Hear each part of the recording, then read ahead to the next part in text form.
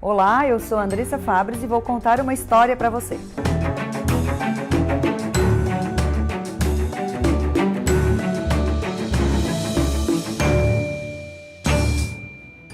Bonjour! Hoje nós vamos falar sobre a vida na França e também como ter um trabalho que pode ser feito de qualquer lugar do mundo. Vamos ouvir essa história?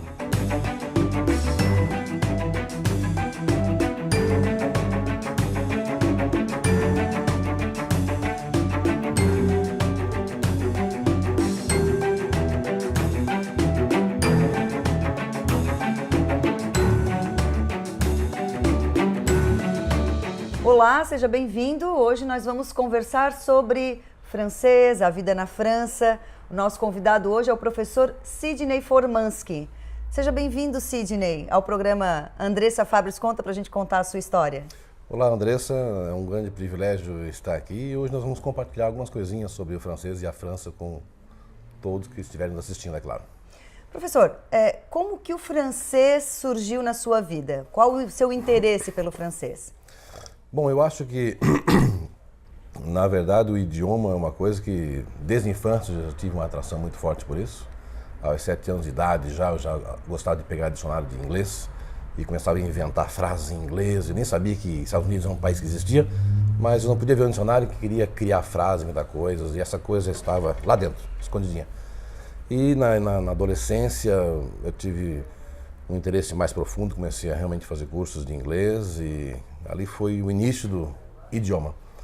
E mais tarde eu tive a oportunidade de ir para a Europa, então fui fazer cursos de inglês na Inglaterra, depois fui para a França, onde realmente encontrei o meu idioma, que é o francês. E a França, essa viagem à França, foi uma viagem turística ou já tinha um objetivo de trabalho? Na verdade, quando eu fui para a Europa foi em 99, certo? Fui para a Inglaterra porque queria conhecer um pouco do mundo afora, fazer inglês, mas lá eu me programei de ficar apenas 2 anos, fazer inglês e depois ir para a França. Então foi programado, sim, foi programado. Eu fui para a França para estudar francês porque era um idioma que eu sentia que precisava me dedicar. E por que o senhor disse que encontrou o seu idioma? O que o francês tem de tão atrativo ou que o senhor se identificou tanto?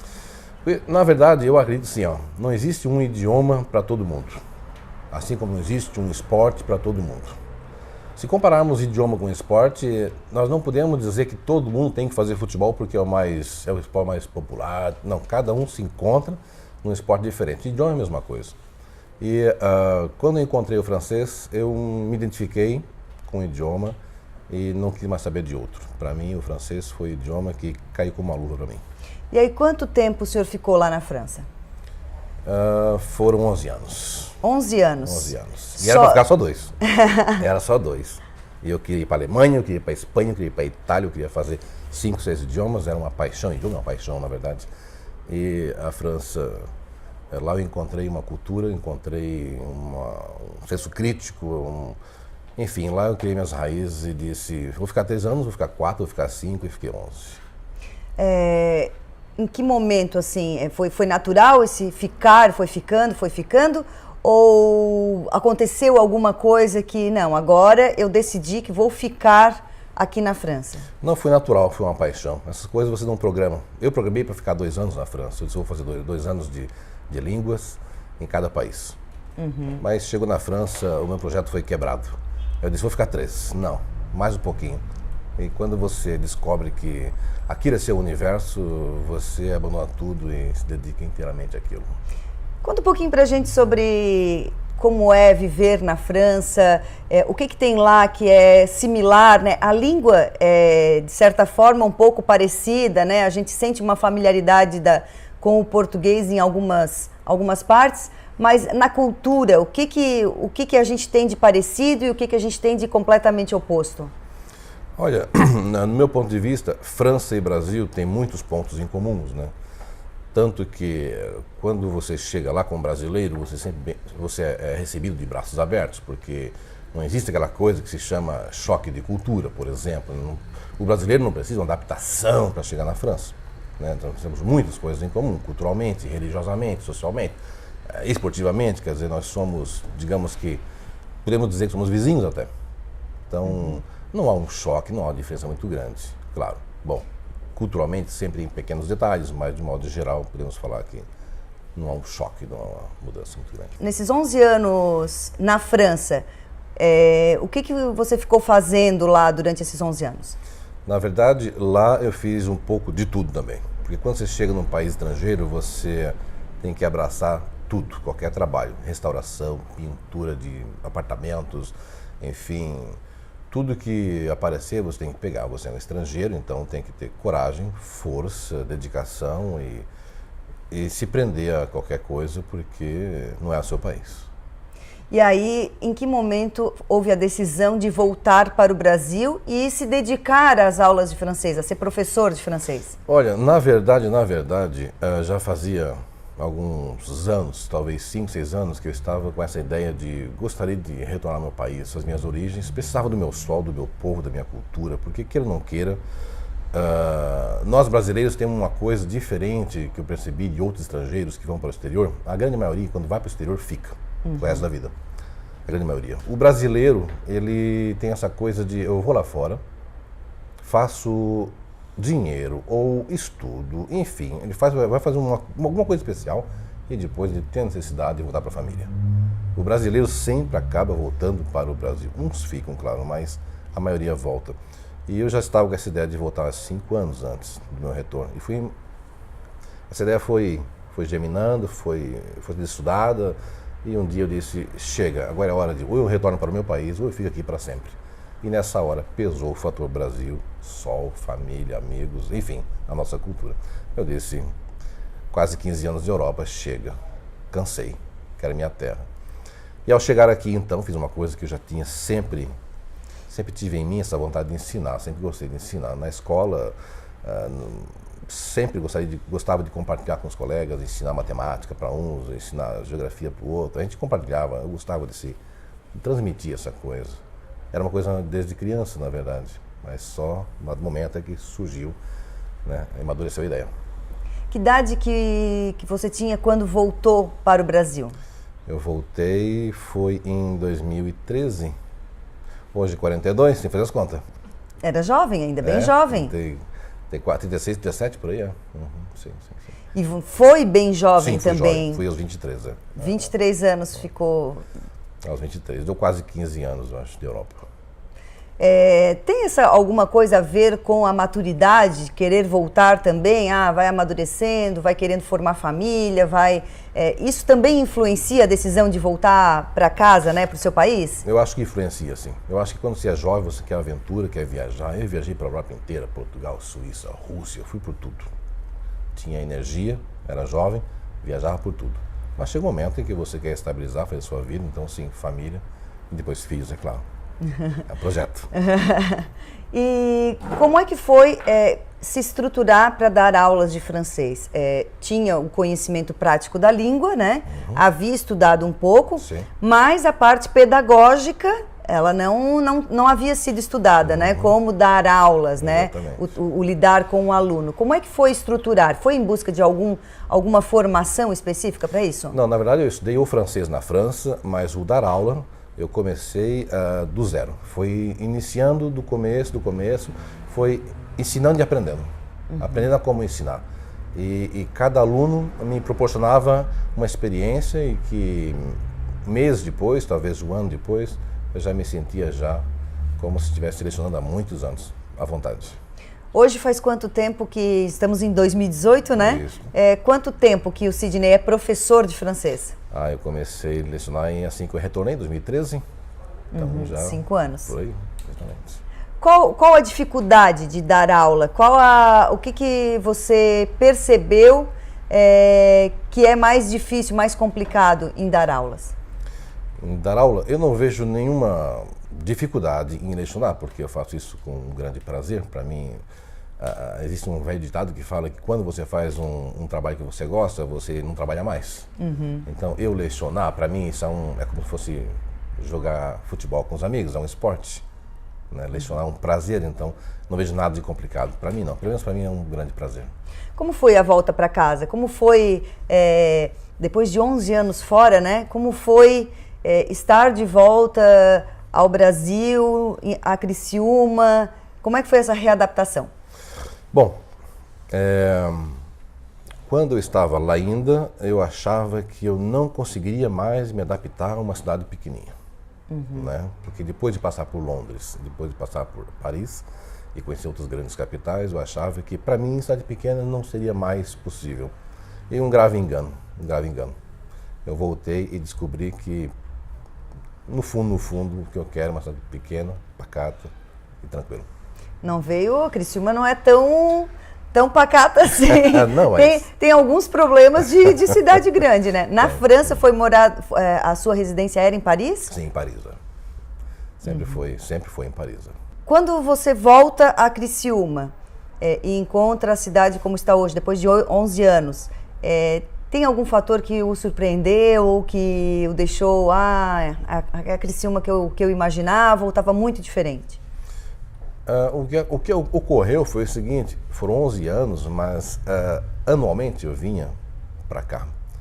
Então, essa raiz que eu tinha com a cidade, né, ela permaneceu, porque todo ano eu vinha para cá, então acompanhava, então eu não tive nenhum choque, assim, não vi nada de transformador, justamente pelo fato de eu vir para cá todo ano, entendeu? Todo ano eu vinha para cá, então não teve nada que me pareceu assim chocante ou muito diferente. A ideia de dar aulas de francês já foi planejada lá na França antes de voltar ou foi ao retornar que, o que eu vou fazer, onde é que eu vou trabalhar e vou aproveitar o que eu sei? A ideia surgiu nesse momento de voltar para o Brasil.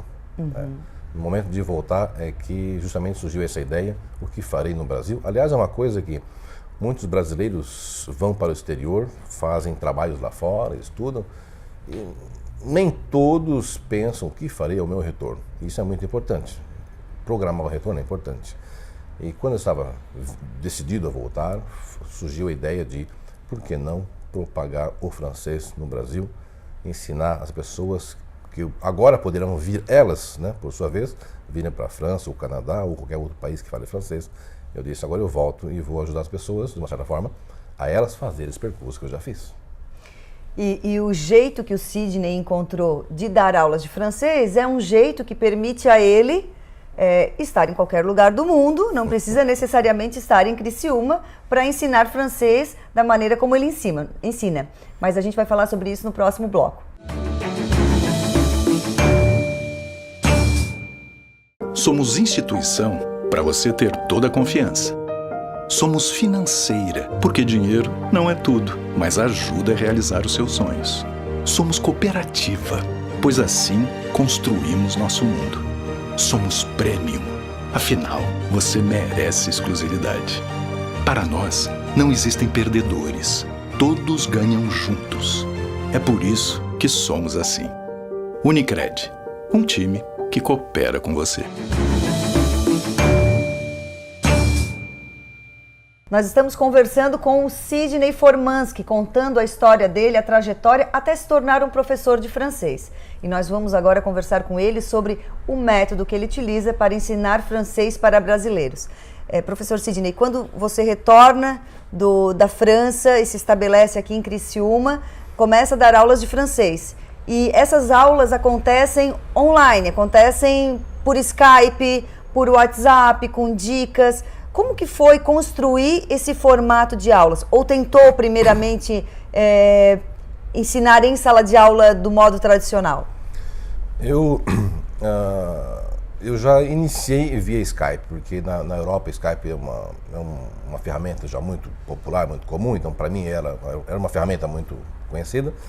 Então eu pensei justamente em captar alunos do Brasil inteiro e até no exterior, por exemplo, né? Então a única maneira pela qual isso seria possível seria através do Skype, né? É difícil de formar turmas presenciais, é difícil formar, porque o francês é uma língua que, por mais que ela seja extremamente importante, né, mundialmente, na diplomacia, nas grandes instituições mundiais, o francês é muito importante. Mas você não consegue formar grandes turmas de 20, 30 alunos em cidades pequenas. Grandes capitais sim, mas Criciúma, Tubarão, Araranguá, cidades como essa, por exemplo, você não faz turmas de grandes, né, grandes salas, grandes turmas. Então eu já iniciei já de cara, já vou fazer esse curso via Skype, que isso vai possibilitar o aluno de fazer a aula dele aonde ele estiver, em qualquer cidade, até no trabalho dele, a qualquer hora do dia. Dando aulas por Skype, qual o perfil do aluno? Existe assim, dá para traçar um perfil de quem se interessa e quem se adapta às aulas por Skype? Hoje, na atualidade, tem um perfil. Eu espero desenvolver um outro perfil, criar um novo perfil, ou seja, expor que outras pessoas também podem e devem fazer. Mas hoje o perfil atual geralmente são pouco mais, a maioria, um pouquinho mais, vamos dizer 60% são homens, na faixa de 25 a 35 anos, 38 anos, por ali. E o que eles buscam? Por que eles se interessam pelo francês? É porque eles realmente vão viajar e precisam da língua? Eles estão estudando ou simplesmente porque gostam da língua do jeito francês? Embora o idioma francês seja um idioma o qual muitas pessoas estudam só por gostar, embora não é o caso dos meus alunos. Eles realmente, os meus, por acaso, eles pretendem fazer cursos no exterior, na França, por exemplo, faculdade, universidade, doutorado, enfim, especializações, tudo isso. E outros, vamos dizer que metade deles buscam a imigração para o Canadá, por exemplo. Vamos dizer que metade imigrando, indo embora. E outra metade fazer formações no exterior. E aí tem diferença do francês da França e o francês utilizado no Canadá? O senhor sente essa diferença? Diferença? Sim, a diferença ela é inevitável em função até da geografia, né? Quando um idioma é falado em dois continentes, sempre há essa mudança. O que acontece com o inglês na Inglaterra, nos Estados Unidos, Portugal e Brasil, essa diferença geográfica faz com que a língua é uma coisa viva, ela evolui, ela muda, se altera. Então o francês da França, obviamente, há uma pequena diferença, sim, né, com o francês falado no Canadá, na província do Quebec. É importante frisar que o Canadá fala duas línguas, né, inglês e francês. Uma província, uma região, fala-se somente, vamos dizer, somente francês. Há diferenças, sim, mas são diferenças que depois de talvez 2, 3 meses de adaptação já está tudo certo. O idioma é francês, com uma pequena variação. Não é outro idioma. Como no próprio Brasil, a gente tem o português falado no Brasil e vai para o Nordeste, tem expressões nordestinas. Aqui no Sul, a gente tem expressões do Sul. Mas eu gostaria de fazer uma pequena observação, que é o seguinte, ó. Algumas pessoas já me disseram assim, não, francês no Canadá é outro idioma. Alguém falou assim, é tipo um dinamarquês. Não, na verdade é o seguinte, ó, quando você tem uma boa base do francês, uma variação que tiver num outro país, seja na África, seja no Canadá, uma pequena variação, isso é aceitável. Né? Você vai sofrer assim, alguns termos, algumas expressões, o sotaque, ou fala mais rápido, ou fala mais devagar. Quando você não tem base nenhuma, aí sim, aí parece um outro idioma, é claro. Tudo depende da sua base, do seu francês. Se ela é boa, você vai dizer, tem uma pequena variação. Se ela não for, se você for iniciante zero, é claro que parece outra coisa. Dar as aulas por Skype possibilita que pessoas de qualquer lugar do mundo possam fazer essas aulas. De onde são os seus alunos? Há uma região que se interessa mais? Percebe que há uma região onde se concentram mais os seus alunos? Se fôssemos falar dos alunos do Brasil, se concentram em Rio, São Paulo, Minas e o Nordeste. Só essa região aí. Mas eu tenho alunos também na própria França, no Canadá, na Suíça, em diversas partes do mundo, sim. E em Criciúma? Tem alunos de Criciúma ou aqui em Criciúma as pessoas não conhecem o professor Sidney? Tem alunos aqui. Inclusive, esses aqui eu dou aula presencial. Né, porque são daqui mesmo, então eles preferem a aula presencial. Na minha sala, sentar, tomar um cafezinho e fazer uma bela aula ali presencial. Mas já tive alunos em Criciúma que disseram, depois de fazer presencial, acidentalmente tiveram um problema, hoje eu vou fazer na minha casa, via Skype, e depois não largaram mais. Disseram, não vou mais pegar o trânsito, não. Vou ficar na minha casa, é melhor. Então, existe um perfil de aluno que se adapta melhor ao Skype e outros que preferem esse contato? É um perfil mesmo do jeito da pessoa? Ou é uma faixa etária que se concentra, né? O senhor falou de alunos homens de 25 a 35 anos. essa idade tem mais facilidade em fazer as aulas à distância ou não tem nada a ver com a idade? Não, nada a ver com a idade. Quando eu falo que eu tenho, o perfil do meu aluno é 25, 35, perfil, isso é a grande maioria, mas eu tenho alunos de 7 anos, 8, 15 e tem até de 60, entendeu? Então, os alunos de 50, 60, nessa faixa, fazem via Skype também. Então, aparentemente, poderíamos dizer, as pessoas de mais idade, depois de 50, 60, não se adaptariam com aulas via Skype. Muito pelo contrário, estão lá bem contentes, bem felizes, porque não saem de casa, trânsito, nada. E para o professor, qual é o desafio de dar aulas via Skype? Desafio para dar aulas via Skype, eu não vejo um desafio nenhum. O grande desafio apenas está em si como ser professor.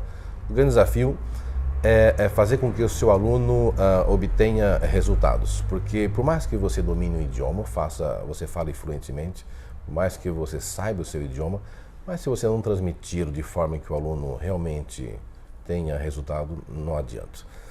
Um idioma você precisa transmiti-lo, não apenas mostrá-lo. Então, o aluno tem que assimilar, tem que absorver aquilo. Então, o desafio sempre, diário, é como fazer melhor amanhã.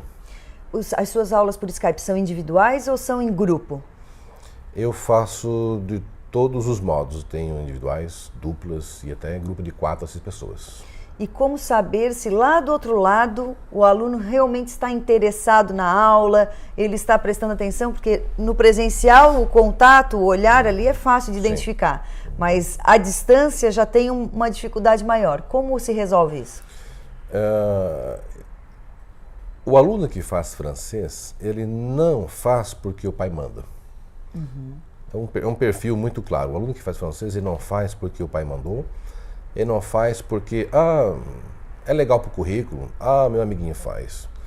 O que eu percebi no francês é que o aluno, quando eu falo eu quero fazer francês, é porque tem um objetivo muito claro e determinado.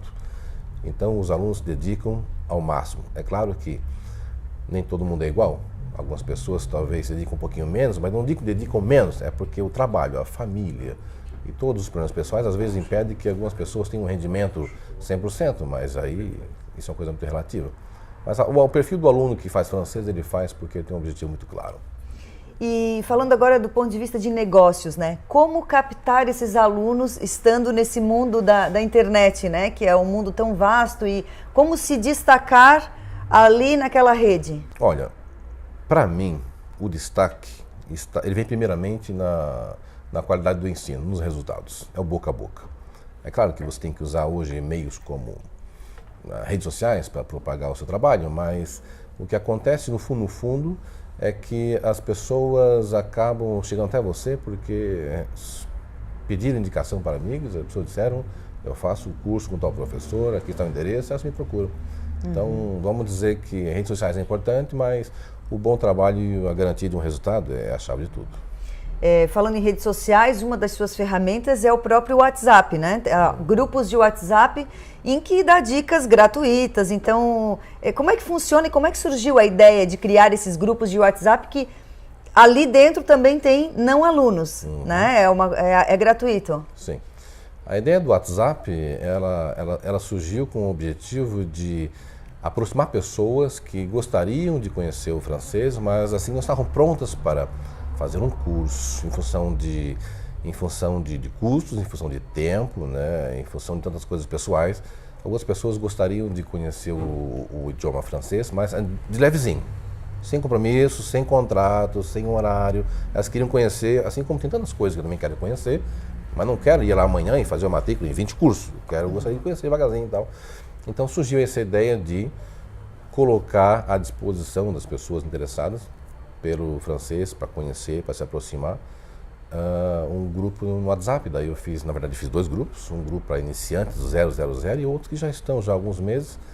E ele é aberto a meus alunos e a todos os alunos do Brasil inteiro, em todas as escolas, todo mundo vem me procurar. E é um grupo com regras bem definidas, né? É aula e ponto, é lição e ponto. É um grupo WhatsApp com muita, assim, não há tolerância, né? Nada de bater papo, conversar, eu estive na praia, não é um grupo de amigos, né? Bate-papo, não é bate-papo. Isso aí a gente deixa para redes sociais. Ali é exclusivamente dicas, tirar dúvidas de francês, então os alunos Por mais que eles estejam estudando em escolas do Brasil inteiro, qualquer lugar, eles me procuram, porque às vezes surge uma dúvida e eu estou sempre ali para respondê-los, ajudá-los, e é um prazer. Como eu digo, dar aula de francês é um prazer, então esse grupo é como se fôssemos fazer um esporte juntos, é legal, é divertido. E eles vão evoluindo também. Professor Sidney, o senhor já está de volta ao Brasil há 5 anos, desenvolveu um método de dar aulas via Skype, que pode ser feito em qualquer lugar do mundo. Né? É um método que o senhor pode voltar à França e continuar fazendo isso lá. Tem intenção? Dá vontade? Agora que já está 5 anos no Brasil, já pegou o sol, já viu os amigos, já conviveu com a família,